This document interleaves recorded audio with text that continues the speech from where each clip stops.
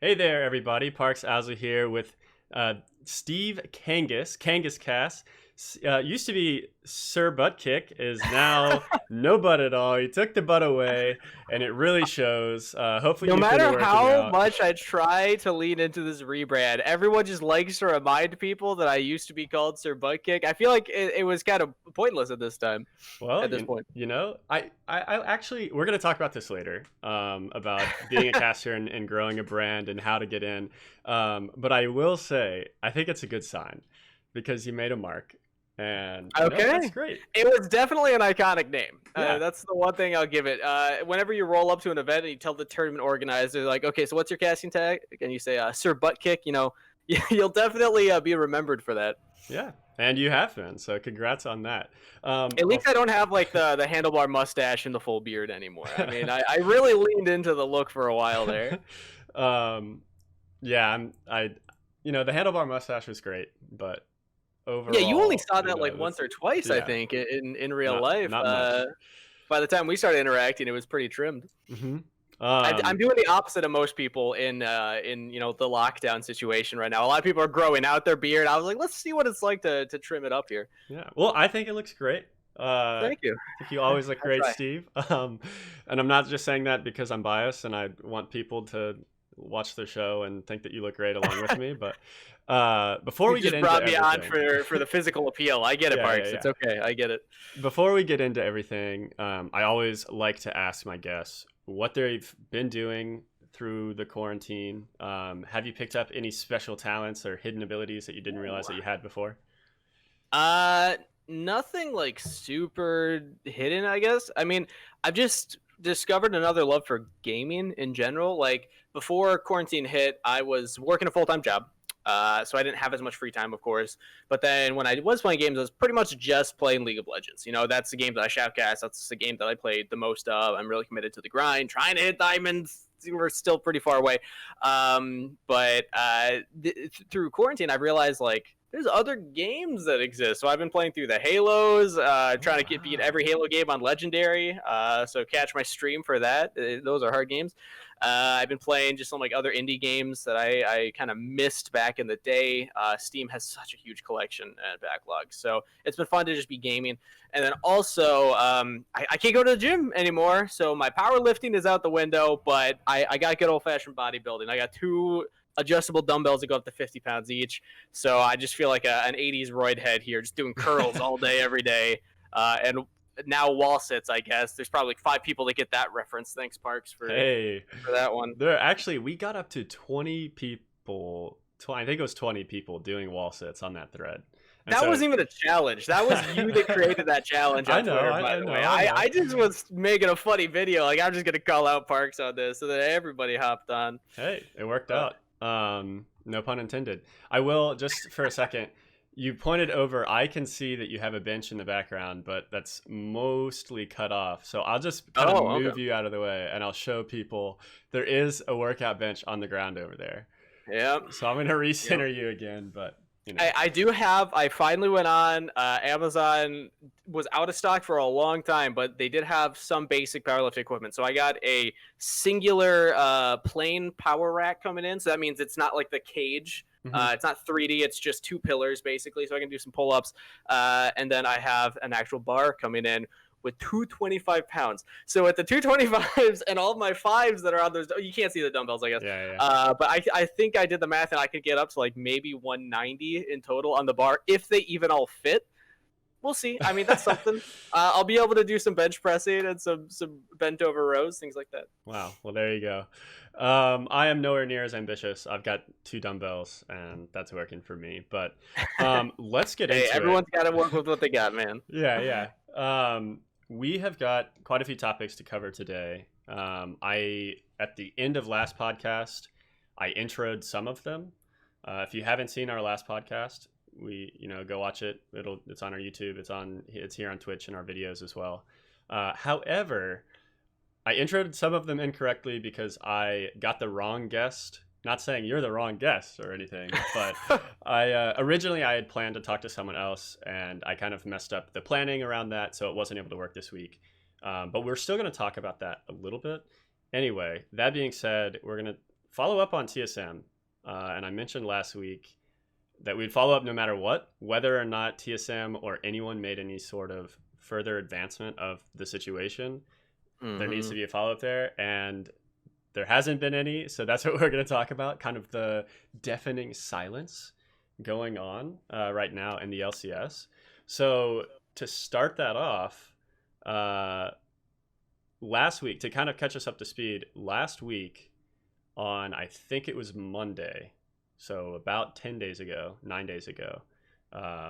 there was a big roster leak situation that happened with Dardoch in a double-lift stream where Lena was overheard in the background talking about Dardoch. They put out apologies and made some kind of personal statements, but TSM itself never made any statements. We never heard anything from Dardoch, etc. And that was kind of the expectation. There were a bunch of podcasts, ours included, talking about this and about, we need to hear what the solution is going to be. Like, we need to know what are the repercussions going to be. Is Riot going to do anything? Is TSM going to just be more proactive themselves? And we've literally heard nothing. We have not heard a single thing since then. So, Steve, my question to you is at this point, what can you expect moving forward? We haven't heard anything. Do you think we're going to hear anything? What do you think we should expect from TSM? Honestly, I would not be surprised, and I'm generally a pessimist when it comes to nice big business decisions. Yeah, I fear it's important to share. I would be surprised if we got any information from TSM regarding this outside of an official roster statement saying Dardoch will not be the starter, or rather not Dardoch will not be the starting jungler, but instead claiming Spica will be the starting jungler. If I had to put my money on it, we got 23 days until LCS starts. I think probably by next week we'll have a statement, some kind of tweet from TSM saying Spica will be the starting jungler. I don't think we're going to hear any more. I mean, honestly, if you're a PR professional, you got to be very careful when you're advising TSM on what to say, because they've had a lot of negative press, I think it's fair to say, in the past couple months leading up to this. It's a rough time for the whole industry. I mean, people like to think that, esports is doing fine, with COVID shutdowns, at least esports, we can still watch all the games online and things. Well, think about the sponsors. I mean, their supply chains are being affected. Their income is being affected. So the sponsorships for the league are going to be affected by proxy there. So I can't imagine that LCS over the summer is going to be as lucrative as it has been in past splits, just given the global climate. And TSM as an org has to be very careful about negative press, because if they're losing fans, if they're losing people that will watch their games, because TSM games are still some of the most watched in LCS. So they can't lose any more fans. I think that's number one from TSM. They have to be very careful about how they address this. And I honestly think that the smartest move for them, as terrible as it is for Dardoch, as annoying as it is for the fans of just the league that want to know information, I don't think TSM should say anything. I think, honestly, if you're them, just back off. Just let it ride, because the truth of the world right now is in 7 days, we're going to be talking about LCS and other things, and people are just going to forget about this pretty much. And that's the sad truth of it. Like, I'm not a fan of this being... again, I'm a pessimist, I don't think that this is right, but I think this is how it will play out. And I think that's why they haven't said anything, is because they do. I mean, people were questioning, like, well, do they even have like a PR professional? They do. And I'm sure that this is what they're advising them, is like, just the information that we're going to share with people will be positive information. It will be concrete facts going forward, and just try and avoid leaks. Yeah. I mean, I think that makes a lot of sense, and it wouldn't surprise me if that were the case. The one kind of thing I have against that is, if Dardoch doesn't end up on any team, be it Academy or otherwise, LCS would be great. LEC would be great. I would love for him to go to LEC, and we'll talk about that in a second. But if he doesn't end up on any team, LEC is importing an NA player. If he doesn't end up on any team, like, there will be at least one more resurgence of criticism. Because I don't think it goes by, like, even if there's no announcement ever. But if we get literally just up to the day, Academy is starting, there's no Dardoch, no one's announced him. We don't see him in Korea or Europe anywhere. TSM still said nothing. He just kind of doesn't exist. Maybe someone looks on the global contract database and he's removed, but then, like, nothing is said. like someone will notice or someone will bring it back up, and I feel like there's going to be another resurgence, and I don't know what they do then. Like, I guess just stay silent again.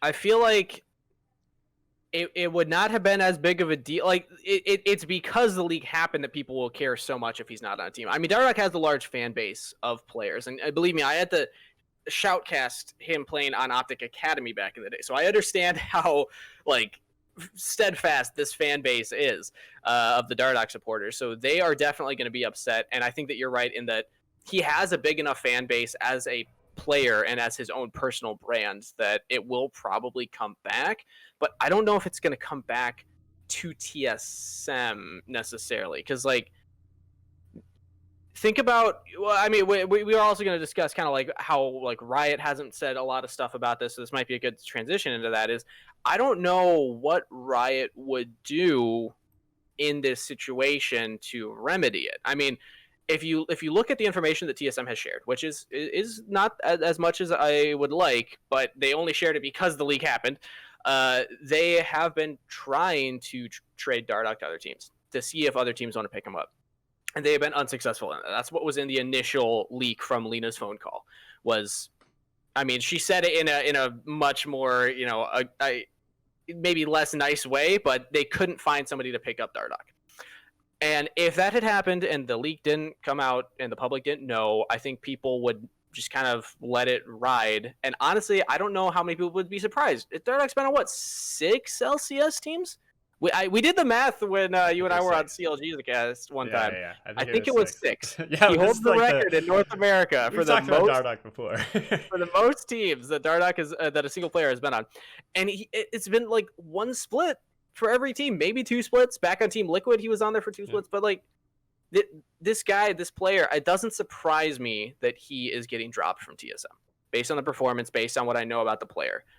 But again, if you're Riot looking at this, really, you're not. I don't think that they're thinking about Dardoch as much as they're thinking about the situation with Lena sharing information with the rest of the team. But then TSM did address that in their statement, saying, "Look, the whole roster is involved in these conversations." So they were saying like, "Oh, it's not a conflict of interest. Lena sharing this with Doublelift in the same room."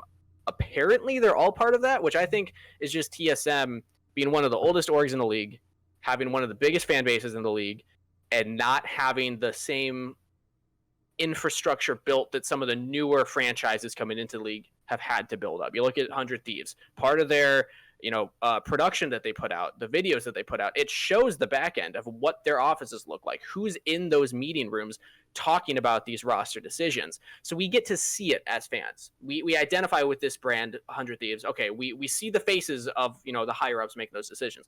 With TSM, the videos that they put out, the content that they put out is all player centric. So we don't see what happens behind the scenes there. And we just kind of have to take their word for it. I feel like Riot they're just going to have to take TSM's word for it, essentially. Yeah, I don't know if that's good enough. Sorry, I went on a huge tangent there. I do a lot of side jumping when I talk. Yeah, nice to bring up Riot, of course. I think the concern there was, sure, the conflict of interest, which you talked about. But I think, as just people talking, we can't know. But what does his contract say? What would there must have been, like, this has to be a breach in some way, or else it's a slightly poorly worded contract.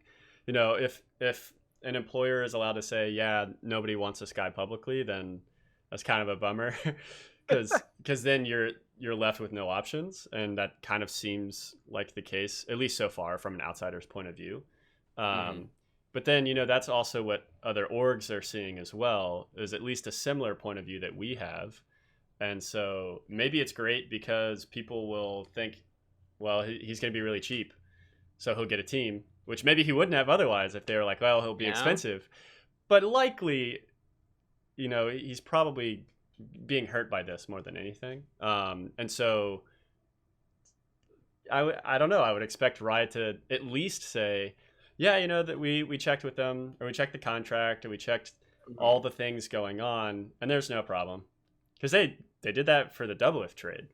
Yeah, we checked in, we talked to everyone, there's no problem. And I don't know, I would expect at the very least, I would expect him to say that, but I don't know when. I would have expected it already. Do we think Riot not making a statement yet means that either A, they haven't done an investigation, or B, that they are currently underway in the what do we think the silence means, I guess? Because it could mean a lot of things. They could still be investigating and determining what's going on. Or, I mean, again, pessimist, they could have investigated and determined there was some shenanigans going on, and we just haven't seen the repercussions of that yet. Mm-hmm. Or maybe we won't. Maybe it's going to be repercussions that happen behind the scenes between Riot and TSM. Mm-hmm. I wouldn't be a fan of that. I think that, there's enough people that care that should know kind of what comes of this. Mm-hmm. I think, and I don't know. Honestly, at this point, I just realized I should look into the rule book. I doubt there's anything in the rule book that says publicly releasing information on a player's contract. I doubt that there's a rule that says you can't say anything about a player contract publicly or whatever. Maybe there will be now that we have this.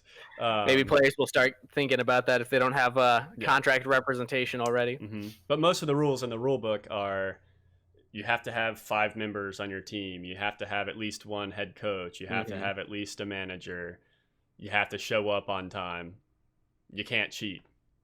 But they're like very strict concrete things, and I don't know if this would fall under that. But yeah, I guess we'll see. The pessimist in me also says either they're not investigating or they did, and that this is it.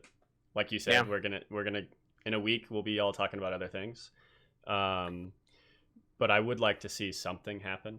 The other thing that the other party we haven't heard from is Dardoch.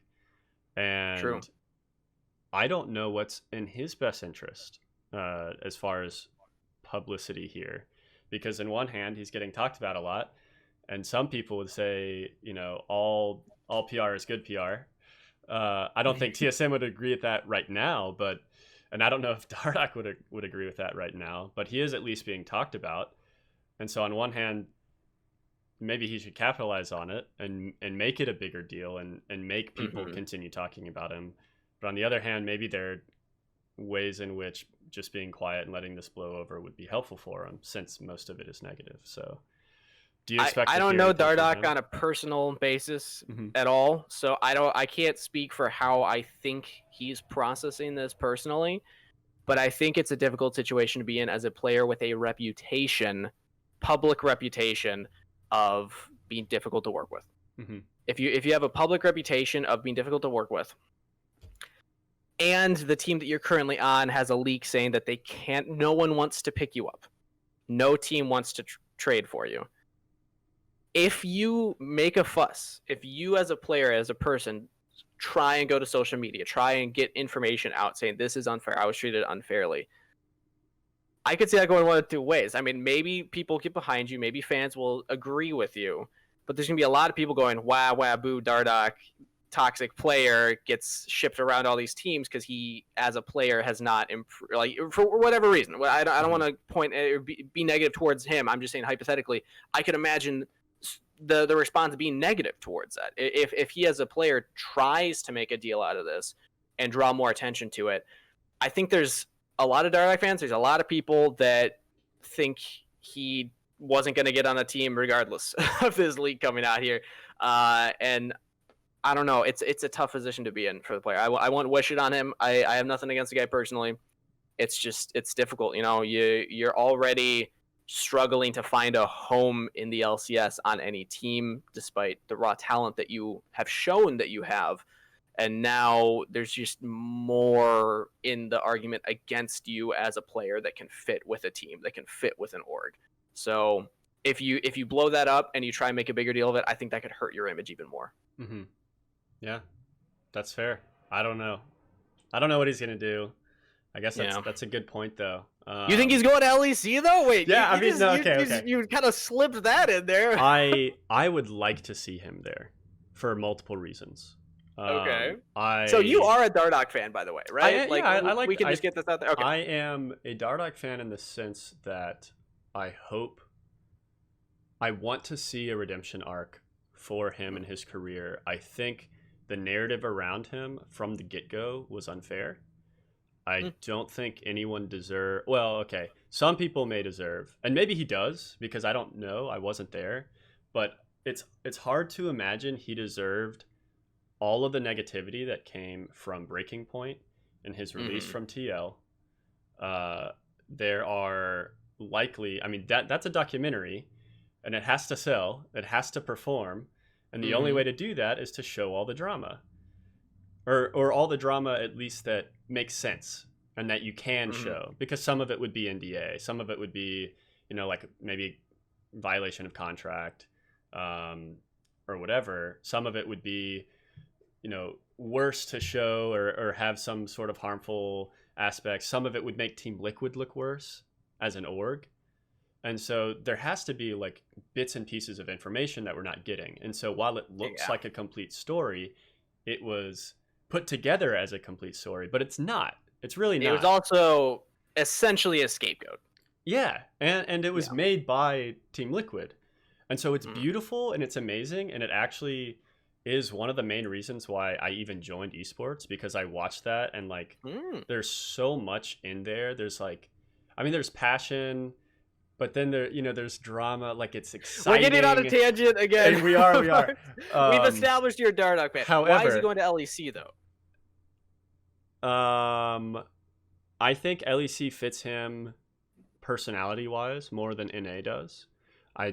People talk about it a lot. Obviously, I've never worked in the LEC. I did, however, work for an LEC publication. And so I was the guy covering NA, but I talked about LEC a lot. I heard about it a lot. I've had multiple conversations with coaches who have coached in the LEC at various international events. I talked to coaches who are currently coaching there. I usually will ask them about their perception of NA and why is LEC ahead of NA. And Koobs is a decent call out. He's worked in Europe most of his career, but he's been back in NA for a year and a half. He actually just went back to Europe. Also worked with Dardoch on Optic Academy.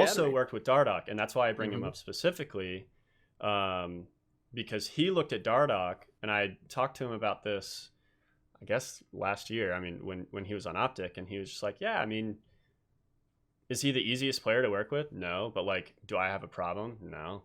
It's whatever. Like, I'm the coach, like I'm in charge. Like, we figure out how to work with each other. We figure out how to talk to each other, and then we do it. And he's not just some like regular NA player who has like kind of a different personality than what Koobs was used to in Europe, but he was just like, yeah, I was able to connect with him, whatever. And obviously I wasn't there every day watching them, but I think from those conversations and just from knowing or seeing the conversations around Dardoch and what makes him difficult, it seems like he would fit in Europe fine. Like, maybe it wouldn't be like snug as a glove or whatever, but like it would be fine. So, well, I feel like that's a whole nother 15-minute segment in a future podcast. So what team would pick up Dardoch? Because that would be interesting. G2 Dardoch? No, they know. I for sure like Jankos. After Team Liquid buys out Jankos' contract, then maybe G2. Then maybe. But yeah, the only other question I have on this issue, and we've ended up talking about this for quite a while, is the Players Association, which we also still haven't heard from. And on one hand, I expect to hear from them later than everyone else. Like, I would expect TSM to have a statement out already. If they were going to make one, I would expect Riot to have a statement out about now. Maybe it's tomorrow. Maybe it's in 4 days. I don't know. Maybe they're not going to do one, whatever. The Players Association, though, you got to get all the players together. They're all on different schedules. It's off season. Some of them are already practicing. Some of them don't wake up until 8 p.m. And then you have to have these discussions, and there's like weird conflict of interest there as well. And then like, is Dardoch in the discussion with them? Are in the Players Association. That is awkward. That is very awkward.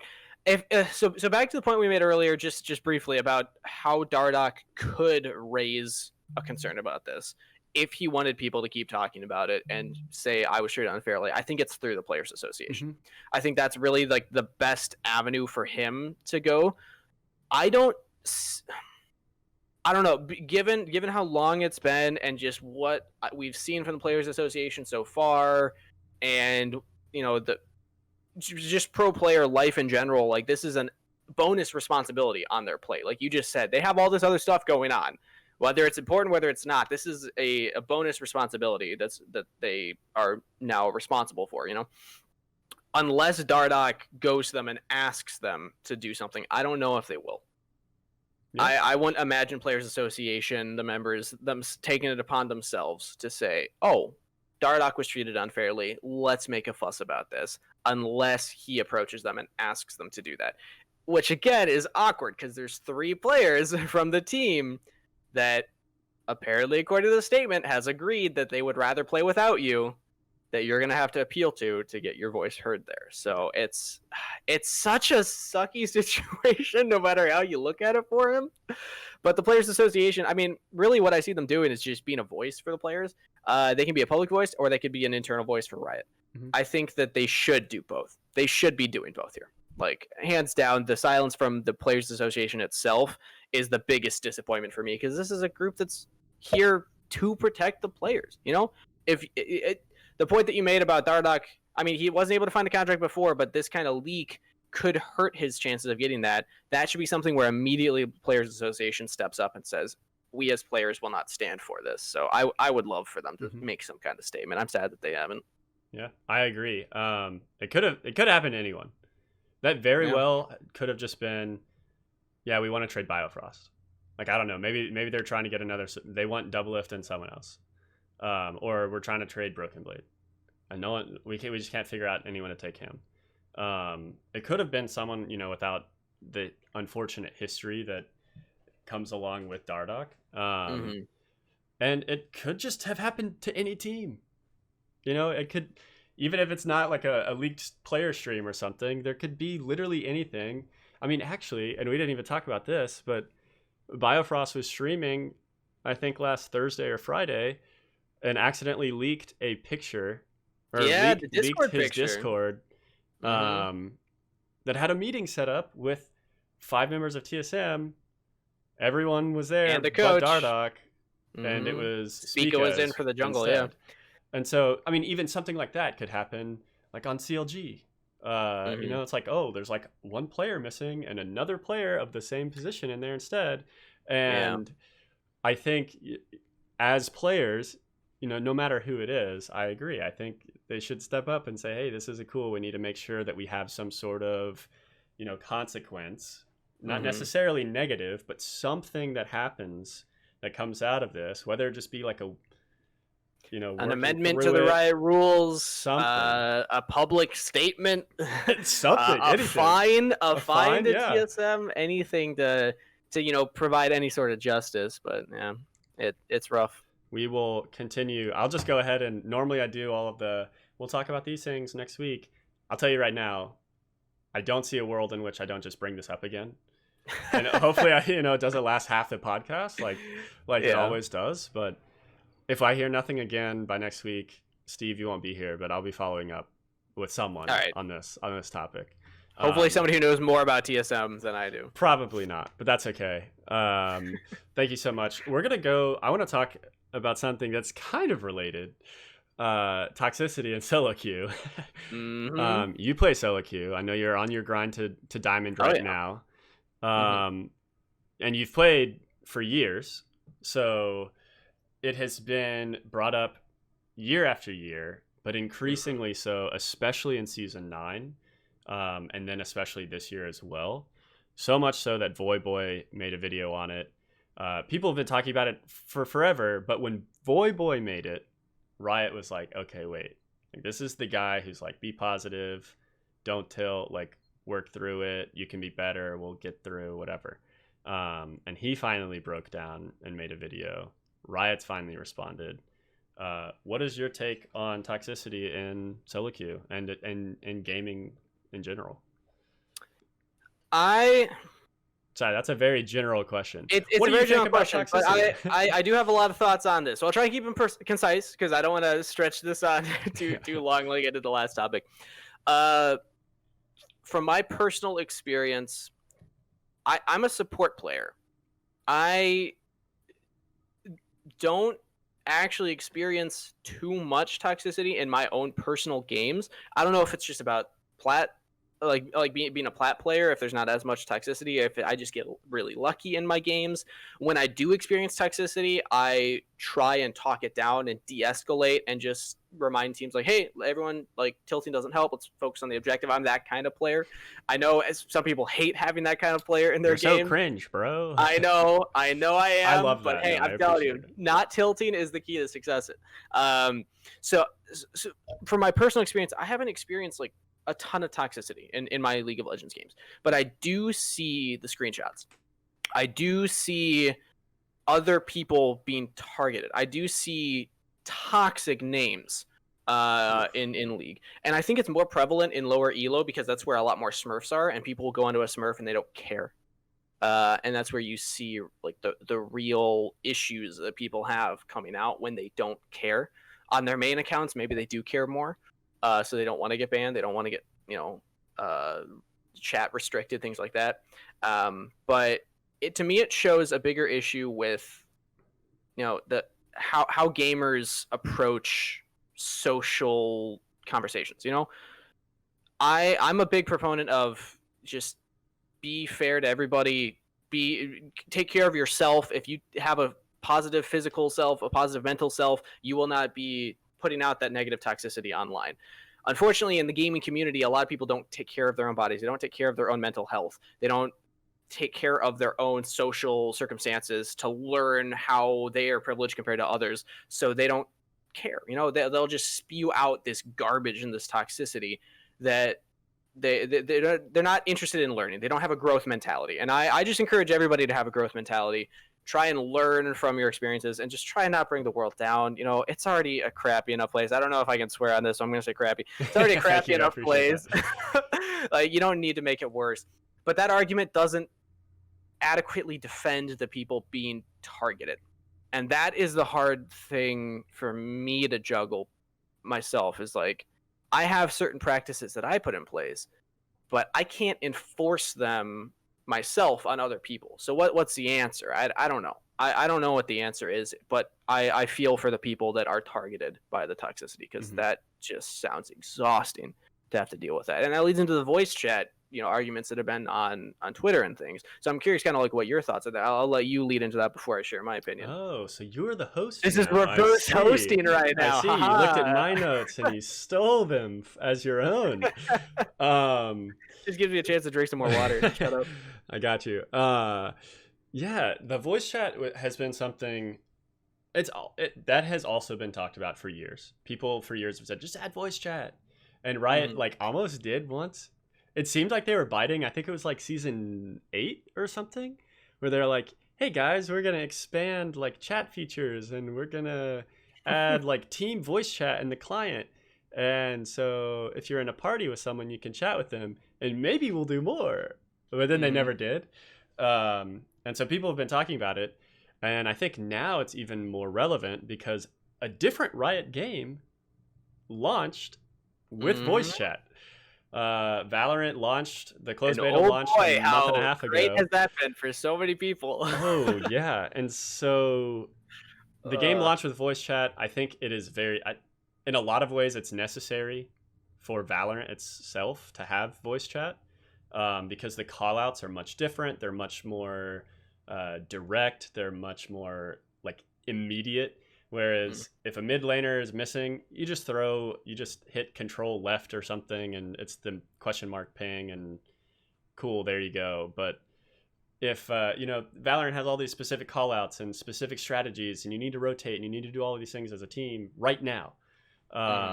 So I understand why they launched it with voice chat. But my God, I see 5 clips every day on Twitter of targeted harassment. And then all the comments about, well, just mute it, just turn it off, just don't use voice chat, just like get over it, just don't care. And I think that is very incorrect, but I have no idea how you can solve this problem. I don't even know if it's reportable. I don't know how you can, like, with chat logs, it's easy, and League, it's easy. And so I think in a lot of ways, Riot doesn't want to add voice chat to League because it's just going to be toxic again. And now they have to store all of the voice Audio data, files, the yeah. audio files, for like maybe up to a week or something, or up to a month, or however long they choose. But there's no way they can store them for forever. Yeah. They don't even auto store games. You have to go re-download them, and it's not even the exact game. It's just code, because the code itself, like little numbers, are a lot easier than actual game file. So I don't know. I don't even know if you can report in Valorant the voice. I know that you can report and you can say they were toxic in voice chat, but I don't know if there's any way to prove that other than just streaming and recording every single thing that you do, which isn't feasible for a bunch of people. Yeah. And what are the responsibility of cleaning up the toxicity on the people being targeted by the toxicity, which is just the history of the world there. It is. Oppressed groups that have been put down for centuries. It's unfortunately usually up to them to fight for their ability to have equal treatment. And there's an argument that voice chat is necessary for a game like Valorant because it provides the communication that's required for such a competitive environment. And there's an argument also going around out there that having voice chat is inherently allowing or providing a platform for toxicity against certain protected groups. And I mean, we see the clips on Twitter. We know that this happens. This is not a question of, does it even happen? Like, oh no, you can't deny it. It's happening. It's happening a lot. And I think that both arguments are correct. There's a mentality that I've adopted in life called two truths. There can be two conflicting arguments that are both true. It can be competitively necessary, but it can also be competitively biased towards one group of people over another. And that's the issue, is that it's not, if you're a woman that hops at voice chat and you have to deal with toxic gamers in every game, every other game, I don't know how much it is, because if anyone was questioning, I'm a white dude. I don't get targeted that much in voice chat in video games. But if you are somebody who is targeted a lot, it's got to just be exhausting mentally to deal with that. Like, I can't imagine what that would be like. And how are you going to try and go pro? How are you going to try and get better at the game when you're trying to be objective focused and use the voice chat for what it's intended for, but you're getting constant negativity thrown your way? It's going to mean that there's so much less opportunity for you to actually grow in that game, grow in that scene. And it's just so hard to then go, oh, just mute. It's like, that doesn't solve the issue. It makes it harder for you to play the game competitively. It just seems like a Band-Aid for a scar that's been around for thousands of years. Like, it's at some point, I think I would love for the world to not be that way. I don't know what the solution is, but the argument saying remove voice chat for everybody so it's fair, I mean, it sucks for people that aren't affected by that, but just think really hard about the people that are affected by that before you provide your counter argument. I'm not saying that you are incorrect or that the people that are saying remove voice chat are correct, but just think of your counter argument and what their argument is saying before you know, come at them for making a statement as bold as that. Because that is a really big statement to make. That is a bold statement to make for sure, but there's a lot of truth in it.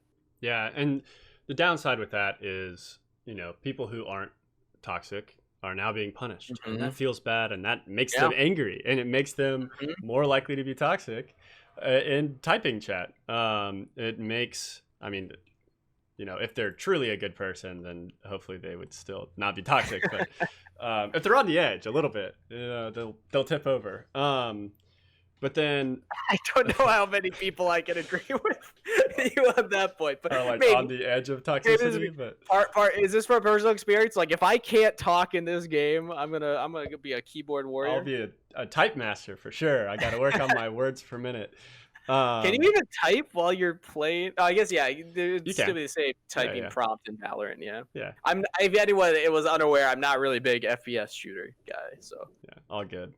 The interesting thing, I think, a hopeful solution would be taking away voice chat from people who are toxic to encourage them to not be toxic so that they can continue to use voice chat. Mm-hmm. The hard part of that is proving the toxicity. Yeah. And then also, I mean, maybe you should just ban them, which I think would be great. And maybe you escalate it, or maybe there are like lines, like if you have been recorded saying these things, permaban. If you've been recorded saying these things, you've got a week with no voice chat. Try and be a better human. And next time we're going to make it 2 weeks or whatever. And that's kind of how it works in League, where if you're just if you're just raging and complaining or whatever, they'll take away your chat. And if you are more than just raging, they will just permaban you. I think that makes sense. But we need to see that same solution with voice chat.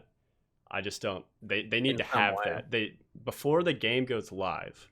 I know it's closed beta right now. They don't have all the tools. In some ways, it's kind of acceptable. Kind of. It's not, but like, sure, we'll give you a slight pass. But if the game goes live and there's no solution, then I'll make a fuss. As someone who writes, but is about it going to be this, a solution globally? Is it going to be a solution for every culture? Because this is a global launch. Like the whole point of Valorant was to be like the most globally competitive game. You know, they have all these servers all over the world, and many different countries, many different cultures have very different understandings of what is appropriate for online behavior or just behavior. You know, how people interact with each other, what words you're allowed to say, what you're allowed to, you know, what ideals you're allowed to hold. So is this going to be a, you know, US centric ideology that's enforced on everybody? Like, oh, Riot Games were based in here. Is this going to be a, you know, a Tencent, like, oh, the majority stakeholder, like their viewpoint, like who makes that call? Who decides what other people are allowed to say? And it's such like a complex issue that I don't know the solution, and it sucks. I wish that people were nice. I wish that the world was better. I was about to just say that. That's the signing off for voice chat. Like, please, just be good people, everybody. Be a little bit nicer. Also, quick side tangent. Stop making fun of white knights. Can we all just agree to do that? Like the white knight meme can die, or maybe as a meme, as a joke, it can live on. But I think way too many people like see defending groups online as being a negative. And I think that is also a big tell for how bad we are as a society. Yeah. Sorry, that was a recent example where I was in a Discord group and people were going off on that, and I got upset. But we can get back to the topic. No, I appreciate that. The one last thing I want to talk about Valorant is completely separate, and I actually mentioned this last week as well, and we talked about toxicity last week some too. So I want to have a guest with more personal experience on this issue. Because I do think it's very important, and I want to see other people's like potential solutions around this, and especially people who are more affected than I am and than you are. Yeah, you chose the wrong guy. I haven't even downloaded it yet, so I'm just going off of what I see on Twitter, the people that I know and their personal stories. But. Yeah, well, there are a bunch out there. The only other thing I have about Valorant is last week when I talked about it, I mentioned how it had been the most watched game or category in general on Twitch for like 40 days straight after its launch. But yesterday it was like 5th or 6th. It had less than a quarter of the views that it had just a week ago. And like 5% of the views that it had in the first couple weeks of its launch. And I'm worried personally that if we don't have more announcements or more big hype things happening in the next week or two, that people are just going to kind of forget about it, like the TSM issue. Like people are just going to be like, oh yeah, that was cool. Well, I'm going to go play PUBG or Call of Duty or whatever. So I don't know. A lot of the big name streamers had their fun for a couple weeks, for a month. You know, they got their clout. They're like, I'm a Valorant guy now. I'm a Valorant girl now, whatever. All right, yeah, no, I'm not actually. I play Call of Duty. And then they left. So I'm a little worried. I just wanted to throw that out there. Do you think Valorant is a positive casual experience? Personally, I do. I love it. I think it's great. Okay. I can't speak for my again. I haven't actually played this game yet. I know how behind the curve I am, but when I look at it and when I look at kind of what it's trying to compete against, which is primarily CS:GO and Overwatch, right? Like, can we at least agree that those are the two primary competitors that Riot is going after with this game? So. I mean, you can argue like Rainbow Six as well. True. Yeah, which I would say is smaller. You could argue League of Legends. It'd be a bad argument, but you could argue League of Legends. But yes, I mean, Overwatch back in the day, sure. I kind of come from the console era of like the Halo killers. You know, what's the big Halo killer? So I'm thinking like, what's the big CS:GO killer? That's what I was looking at with this. You could argue Call of Duty as well. I mean, just FPS. I don't think I would argue that. I don't think Play Valorant cares about what Call of Duty does. I think that they appeal to very different audiences. In that Valorant is a very, very technical shooter. Again, as a player who has not experienced this, I just want to preface that so that no one takes my word and says, "Oh, this guy says this thing about this." But when I look at it, it's trying to be as technical as you can, like CS:GO is. CS:GO is a very, very precise game. It's not spray and pray. It's not pick all these random loadouts and run around the map in 1v9. It's a team-based tactical shooter. You have to have raw skill to beat your opponent, and you have to be really good at aiming, memorizing the spray patterns, things like that. So Valorant, I feel like some of the hype might be dying because it's not the Overwatch. Overwatch came in and was like, oh, here's a competitive esport, but you can have garbage mechanics and still do well, you know, like you can play fun characters and there's all this lore and backstory and this whole world that we're building, and oh, here's a cinematic that reminds you of Pixar about a robot in a forest, and it was like really cool when all that stuff was coming out. It turns out that there's not as much depth in a game like that, and I think that's why they're struggling and losing. Again, I'm no expert on the Overwatch scene at all, but when I look at Valorant, I feel like they're just trying to be a good game. That was the whole focus, is just make a really good game, a really good shooter. And the people that appreciate that are staying. The people that came in thinking, oh, this is going to be like Overwatch, probably not going to be the game for them, because you do need a little more mechanical skill than to run around as Reaper and just kind of like click your mouse. So that's the way I see it. I don't know if that's true, but I feel like the hype isn't dead. It's dying, but it's getting down to a sustainable number. I don't think it was ever gonna last, like all that hype behind it. That's because it was the launch, it was the new hotness. All these hype streamers got their streamer keys or like their drops enabled, so they were getting all these viewers in. And I think it'll probably settle around, you know, a fifth top streamed game. Like if it settles and that's the lowest it goes, Riot will be thrilled about that. That is an amazing place for that game to be as a brand new release. Like there's so many games that come out and have a week of like top 5 streaming numbers and then just disappear entirely. So the fact that it's been this successful and it hasn't gone away yet, the game hasn't even released yet, I think that Riot's they're fine. They're fine right now. All right. Wow, being an optimist there. So thank you for that. I know. That means they must be fine. If Steve can be optimistic about it, it's doomed. You're right. It's over. No one plays that. As soon as TSM myth leaves, it's gone. It's gone. So I want to get to the one thing that I really brought you specifically here for. Not that you've been bad at anything you've talked about. I've actually very much enjoyed. The rest is going to be cut out in the VOD. But you know, and I didn't think that we would talk this much, but we have. But I want to talk about casting. It's something that I have done a little bit, as you kind of alluded to earlier. It's something we just did together last weekend. We casted together on CLG. I very much love you as a caster, and that is with bias included, as much of it as I can get in there. But you've been casting way more than that. And I want to ask, as someone who's interested, but also just you know, for fans out there who are interested in casting, I think you're a great person to look at. So I have a bunch of questions for you. It's going to be like a little bit of an interview format rather than a hosting versus, you know, we're both kind of talking about a thing. So I'm not going to be able to hijack this one as the host? No. All right, fair enough. Because, I mean, you could, because I've casted as well, but, like, my answers would be, like, just thought it was fun, like, whatever. So first, how did you decide to get into casting? When were you like, you know what, I'm going to do this? So there's two stories. There's the story that I can share on a podcast for Inven Global, and then there's a story I can tell you later. But the one I can share on the podcast is I was in college. I just got into it with a roommate for fun, and then had an opportunity. I went to the University of Minnesota, Twin Cities, represent Big Ten, and we had a club, and they would once a week we'd all get together, play some League of Legends in one of the rooms. They made an announcement one week that we were doing like an intercollegiate tournament with a bunch of different schools in Minnesota. So they were looking to put on a production, stream it to Twitch so everyone could watch, and they were asking for applications for shoutcasters.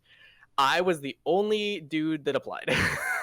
So I got it by default, but I found that I wanted to do it just with friends. Like we would sometimes mute the games and just kind of talk over them ourselves on LCS, and we listened to all the podcasts. Shout out to when the Dive first came out, Trinity Force podcast. I want to drop them too. They were one of the first ones I listened to. So really, really cool, just league content. And we're like, we want to make our own content. And we never turned into creating content, but it turned into that, that passion was still there. So that's how I knew I wanted to do it. And then random opportunity came up. I jumped on it, and that's kind of what started the whole thing. And you fell in love with it immediately? Like in that tournament right there, you're like, yes, wait, this is great. Oh yeah, I was terrible. So bad my first couple times. I didn't know what a play-by-play was. I didn't know what a color caster was. I was just yelling at a game like, look at that guy. But I found the excitement, being able to share my excitement with the game, and then have people talk to me afterward and say that they also were experiencing that excitement, and it was amplified by my excitement. That's one of the best feelings that I could get. So yeah, it was love at first cast with League of Legends. That's awesome. Took a while to get the skill, but yeah, well, and that's my next question is, you were terrible. I've personally casted with you very recently, and I was thoroughly impressed because I've casted with a few different people, and casting with you is like, oh wow, I'm bad. Like I've got stuff. Like I wasn't prepared for this. So how did you practice? How did you get from that first cast to where you are now? Other than just being on a bunch of casts, because I know you've done a lot since then. But at the very beginning, especially, how did you start practicing, and how did you gauge your improvement? One of the best things I did right off the bat was listen to people that had been doing it longer than me. Talking to them. There's one other guy from Minnesota, William Moa. Shout out to Will Chillinwalk as his ID. He's the guy that like kind of first got me into it, first started teaching me this stuff. I just absorbed as much knowledge as I could from people that had been doing it longer than me, people that were better than me. I would look at VODs of, pastry time casting with Kobe and being like, okay, I kind of like pastry time's flow. I like the banter that Kobe brings in here. How can I kind of combine those into a play-by-play style? I'd watch Captain Flowers when he first came out of the scene, be like, oh, that hype, that raw excitement. I want some of that. So just kind of like taking things that you like from other casters that complement what you're able to do, and then listening to yourself do it. So you're like, did I do that as well as I thought I did? Oh, I did. Okay, let's tweak this. Let's tweak that. So number one, listen to other people. Pay attention to people that are better than you. Number two, listen to yourself after the fact, so you know how you sound and you know what to work on. I would say if you're just starting off, especially those two are the most important. And then outside of that, it's just do it a lot. 10,000 hour rule. The more you cast, the more comfortable you'll get with it. So it sounds a lot like just climbing in League of Legends, where you should watch people who are better. You should watch the coaching videos that random pros will have online. You should watch the LCS, or if you want to be good, you'll watch the LEC or LPL or SK. And then you need to watch your own play. You need to play a ton, and you need to watch your own play. Those are like the two really big things that I've heard a lot most recently. Also, you just cuss, so like you've ruined this whole thing. Oh no! You're gonna add so much extra editing for me in the back end. I'm gonna have to put jam with it. Jam with that solo queue grind. So how did you then, so you started getting good, you started practicing, you're at least decent, whatever. How did you gain exposure enough that you could then even get into amateur league stuff? Was it just like random applications and they were just taking anyone? Well, people laugh at me so much in the industry. I have so many caster friends that mock me for this. I'm a huge LinkedIn guy. I know it's not that popular among everybody, But that was one of the first breaks I got was through a connection on LinkedIn. But to get into the amateur scene, I guess it was still, again, just connections I had already made. The guy, Will Moa, who kind of got me started in it and coached me right off the bat, he's the one that introduced me to some of the amateur leagues. So I just had a network connection there. But you can also go onto Reddit. You can find posts. You can make your own Reddit post saying, hey, I'm a caster looking for work, You'll never know who's going to respond to you, how you can get noticed that way. Follow the right people on Twitter. Follow all the amateur casters on Twitter. If you follow me on Twitter, not that I'm trying to plug my own Twitter, but like I'll retweet people when I see them, I'll comment on their stuff. So if you want to just like make connections, I'd say that's one of the best ways to do it. And then also reach out, because I mean, there's like 2 amateur productions right now that I know of that one of them I think is for sure looking for casters. One of them might be. So yeah, just reach out in DMs. I can kind of show you how to get in there. But then for like the bigger stuff, my first big break, like the biggest show I did was Title 1 Championship Series. That was through one of the amateur organizations that I had been involved in. What a ride that was, man. Oh my, the best Twitch donation that we got was, this guy looks like a 30-year-old, or he sounds like a 16-year-old voice in a 30-year-old body. That's what it was. That was a great comment. Tyler 1 followers are very fun people. Yeah. But that was more by chance. The biggest one was through LinkedIn. I saw Riot Games posted a partnership with Big Ten Network. They're going to be streaming their games in conjunction. I reached out. I was like, hey, I'm a student at one of the schools. It's awesome to see this. Really cool. Happy you're doing this. Just something like that. Just a general introduction. They responded back saying, yeah, that's great. Like, we're happy to do this. And then I just slipped it in. Hey, by the way, I'm a caster. So if you're looking for any broadcast talent, let me know. 2 months of silence. Then finally reached out again and said, hey, actually, like, we're serious if you are interested. We're looking for applications. So then I applied. That's how I got my first in. And that's really what kind of springboarded my career. That's when I got noticed, essentially, was when I was on a Riot broadcast for Big Ten Collegiate. People started recognizing the name Sir Buttkick. What a name. What name? Sorry? Sir Buttkick. I'm Kangas. I think I spelled it wrong, because I have Kangas. Yeah, it's the Q is silent. Okay. But yeah, so that's what kind of transitioned me into collegiate stuff. Then I had one big production under my belt. I could use that in my applications, make a resume of all the productions you've done, update that thing anytime you do a new cool production, and that's what I did. So every time I'd apply for new stuff, I'd have a caster reel and like videos of odds that I'd show, and then I also have this resume that was always being updated with what I was doing, and that just helps you climb the ladder. You find connections, you meet the right people, they'll get a job somewhere else, they'll remember who you are, and then they'll hire you later. So it's just a huge network. Just be nice to people, be friends with everybody, and yeah, work hard. You'll get there. Yeah, I like that. And that's how I climb the ladder in League as well. I network. I get a lot of friends that are really good at the game. Diamond players that are smurfing. I get them to duo with me. Yeah, I add that to my resume. I duoed with this guy once, and we won a couple games. Yeah, so use LinkedIn and practice and reach out a bunch. Mm-hmm. Sounds like the key ones, especially but be professional. Be professional when you reach out. You never want to reach out and be like, hey, I'm a caster, do you have any work for me? No, introduce yourself. Treat it like a business transaction, because that's what it is. You are trying to sell yourself. You are trying to sell your brand to a producer, to a director, somebody that is in charge of who they hire for these. So always make sure you give a good impression. Are there any other tips? I mean, you mentioned your brand. Obviously, like, I think you have a pretty well cultivated brand. A little less so now, because you're not out there kicking butts. I'm literally gonna, anytime it's ever relevant, I'm gonna say it. I also I had to skip booty day like 20 times because I don't have any squats to do. I'm telling you, once that power rack comes in, squats are back on the menu. We'll see. But how do you? Any other tips or anything like that about how to either establish yourself or find a style or find a figure out a certain technique? Like, do you do tongue twisters? How should you? How do you find out if you should be play-by-play or color? Any other like tips on different stuff like that? Well, that's a lot of things. How much time do we have here? I don't want to push this too far. We've talked a while, just a few minutes. Okay, I'll give a quick, concise point to close it out here. One of the biggest tips I can give somebody is figure out who you are, figure out why people like you or don't like you, and make sure that is what you're bringing out on the cast, like the likable side. I struggled for a while on trying to be too much of a brand and not enough of myself. And that's been like the past year is just trying to figure out, why do I love it? Why do I enjoy casting? Why did people enjoy my early casts right off the bat? It's because I was authentic. It's because I was being myself, and myself was enough. So make sure that you're not trying too hard to be likable. Make sure that you're not trying too hard to be knowledgeable. Admit when you make a mistake. Admit when you don't know something. Just be honest. If you're honest on the cast, people will connect with that way more than making some random point or trying to be something you're not. Like authenticity, I'd say, is the biggest advice I can give. I like that.